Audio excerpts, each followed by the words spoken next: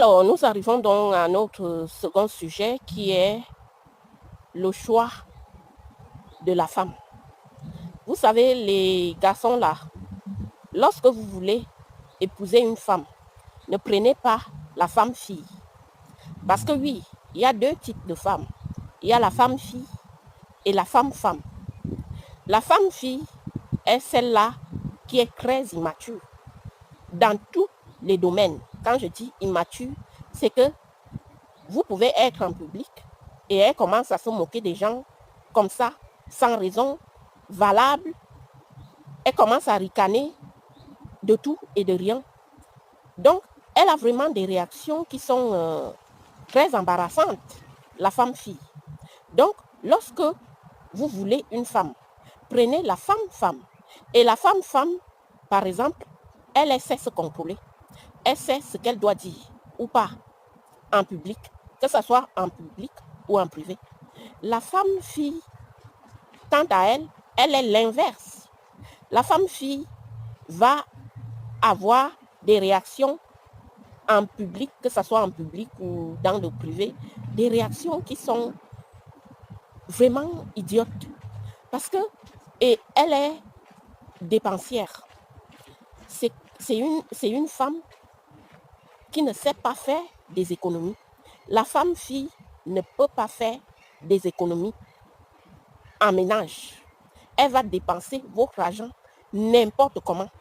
Elle va acheter des trucs sans valeur ou même des trucs de marque. C'est quoi la marque? La marque, c'est rien.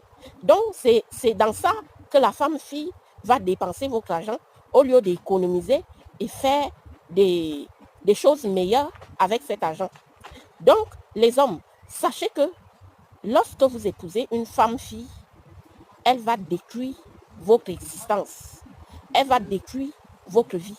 Parce que la femme-fille, elle est immature, désagréable. Elle agit de façon inappropriée.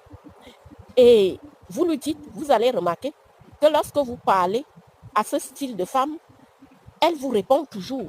Elle répond mal parce qu'elle ne connaît même pas déjà le respect. Je vous donne l'exemple typique de ce qui se passe avec Diane, le Congo et le Cameroun, parce que le genre de profil de Diane, c'est une femme-fille. Donc, c'est une fille, c'est une femme, parce que c'est même déjà une femme. C'est quelqu'un qui n'arrive pas à se contrôler en public. Je ne la critique pas, mais je vous donne un exemple réel de ce que c'est qu'une femme-fille. Et la femme-fille, elle est problématique.